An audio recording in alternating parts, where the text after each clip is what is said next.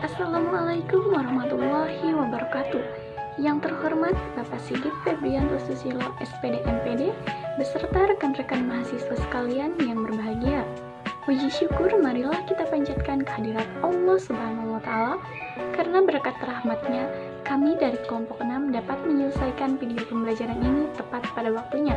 Salawat serta salam semoga tetap tercurah limpahkan kepada junjungan kita Nabi Bana wa Nabiyana Muhammad Sallallahu Alaihi Wasallam. Dalam kesempatan kali ini, kami dari kelompok 6 akan memaparkan materi mengenai penilaian otentik dalam pembelajaran bahasa berbasis pendidikan karakter.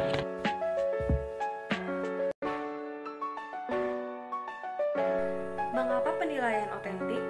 Karena strategi yang tepat untuk meningkatkan aktivitas siswa dan mengembangkan karakter siswa tentu saja adalah melalui penerapan penilaian otentik dalam pembelajaran.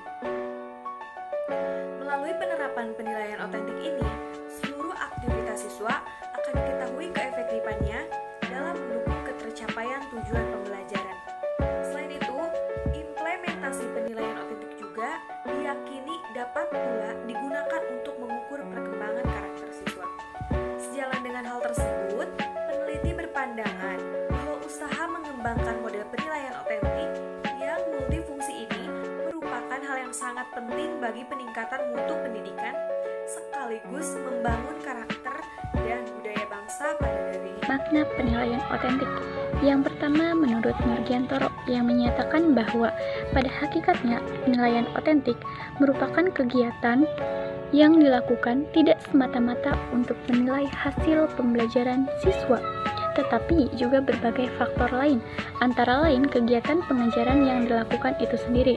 Yang kedua, menurut Hart, yang menyatakan bahwa penilaian otentik yaitu penilaian yang melibatkan siswa di dalam tugas-tugas otentik yang bermanfaat, penting, dan bermakna, yang selanjutnya dapat dikatakan sebagai penilaian performa. Yang ketiga, menurut Johnson, Penny, dan Gordon, yang lebih mengatakan bahwa penilaian otentik pada dasarnya adalah penilaian performa, yakni penilaian yang dikatakan atau dilakukan untuk memenuhi pengetahuan dan keterampilan siswa selama proses pembelajaran dalam mencapai suatu produk atau hasil belajar tertentu.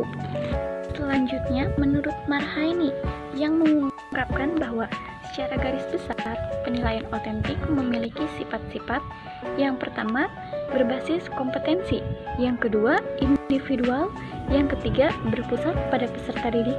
Yang keempat, otentik, real, nyata seperti kehidupan sehari-hari. Yang kelima, terintegrasi dengan proses pembelajaran. Dan yang keenam, ongoing atau berkelanjutan. Selanjutnya, menurut Wormeli, yang menyatakan bahwa penilaian otentik mengacu pada dua aspek.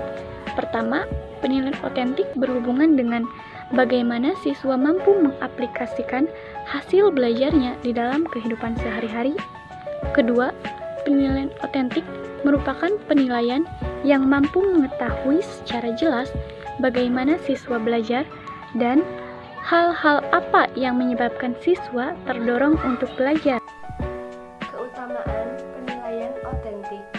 Pertama, penggunaan penilaian otentik memungkinkan dilakukannya pengukuran secara langsung terhadap kinerja pembelajar sebagai indikator capaian kompetensi yang dibelajarkan. Kedua, penilaian otentik memberi kesempatan pembelajar untuk mengonstruksikan hasil belajarnya. Ketiga, penilaian otentik memungkinkan terintegrasikannya kegiatan pengajaran, belajar, dan penilaian menjadi satu paket kegiatan yang terpadu. Keempat, penilaian otentik memberi kesempatan pembelajar untuk menampilkan hasil belajarnya, unjuk kerjanya dengan cara yang dianggap paling baik. Pengembangan penilaian otentik. Yang pertama, penentuan standar. Standar dimaksudkan sebagai sebuah pernyataan tentang apa yang harus diketahui atau dapat dilakukan pembelajaran. Di samping standar goal, subjek dan standar berada di antara keduanya. Standar dapat diobservasi dan diukur ketercapaiannya. Kemudian yang kedua, penentuan tugas otentik. Tugas otentik adalah tugas-tugas yang secara nyata dibebankan kepada pembelajar untuk mengukur pencapaian kompetensi yang dibelajarkan, baik ketika kegiatan pembelajaran masih berlangsung maupun ketika sudah berakhir. Kemudian, pembuatan kriteria. Kriteria merupakan pernyataan yang menggambarkan tingkat capaian dan bukti-bukti nyata capaian belajar subjek dengan kualitas tertentu yang diinginkan. Kriteria lazimnya juga telah dirumuskan sebelum pelaksanaan pembelajaran. Dalam kurikulum berbasis kompetensi, kriteria lebih dikenal dengan sebutan indikator. Yang terakhir, pembuatan rubrik.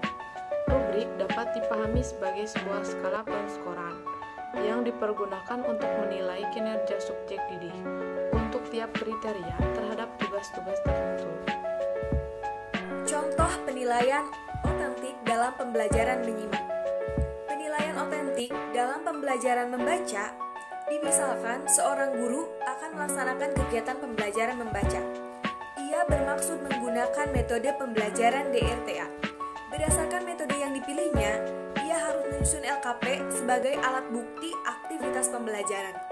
Beberapa jenis aktivitas yang disusun ke dalam LKP sejalan dengan metode DRTA adalah sebagai berikut. A. Tahap prabaca, yakni LKP tahap prabaca prediksi bacaan. Yang B. Tahap membaca, yakni LKP tahap membaca makna kata sulit dan LKP tahap membaca uji prediksi. Yang selanjutnya yaitu C. Tahap pasca baca, yakni LKP tahap pasca baca peta perjalanan tokoh atau peta cerita, dan LKP tahap pasca baca atau menceritakan kembali.